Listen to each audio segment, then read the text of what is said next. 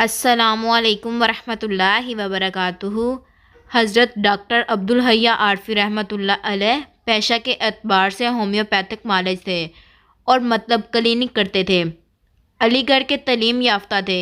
یہ حضرت مولانا اشرف علی تھانوی رحمۃ اللہ سے بیعت تھے اور ان کی صحبت اور تربیت سے روحانی معالج بھی بنے اور جید علماء ان سے بیعت ہوئے، جیسے حضرت مولانا مفتی محمد تقی عثمانی صاحب اور مفتی اعظم پاکستان، حضرت مولانا مفتی محمد رفیع عثمانی صاحب، حضرت مولانا محمد یوسف لدھوانی صاحب وغیرہ ڈاکٹر سے بیعت ہوئے۔ مشہور کتاب اسوہ رسول اکرم صلی اللہ علیہ وآلہ وسلم ڈاکٹر صاحب ہی کی لکھی ہوئی ہے۔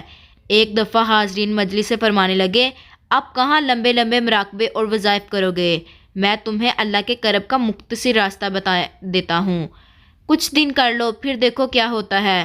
کرب کی منزلیں کیسے طے ہوتی ہیں؟ 1، اللہ پاک سے چپکے باتیں کرنے کو عادت ڈالو۔ وہ اس طرح کہ جب بھی کوئی جائز کام کرنے لگو، دل میں یہ کہا کرو، اللہ جی اس کام میں میری مدد فرمائیں، میرے لیے آسان فرما دیں، عافیت کے ساتھ پایا تکمیل تک پہنچائیں، اپنی بارگاہ رسالت میں قبول فرما لیں۔ یہ 4 مختصر جملے ہیں، مگر دن میں سینکڑوں دفعہ اللہ کی طرف رجوع ہو جائے گا، اور یہی مومن کا مطلوب ہے کہ اس کا تعلق ہر وقت اللہ سے قائم رہے۔ انسان کو روزمرہ زندگی میں 4 حالتوں سے واسطہ پڑتا ہے: طبیعت کی حالت، طبیعت کے خلاف، ماضی کی غلطیاں اور نقصان کی یاد، مستقبل کے خطرات اور اندیشے۔ جو معاملہ طبیعت کے مطابق ہو جائے تو اس پر اللہم لکا الحمد کل شکر کہنے کی عادت ڈالو۔ جو معاملہ طبیعت کے خلاف ہو جائے تو انا للہ و انا الیہ راجعون کہو۔ ماضی کی لغزش یاد آ جائے تو فوراً استغفر اللہ کہو۔ استغفار سے ماضی صاف ہو گیا۔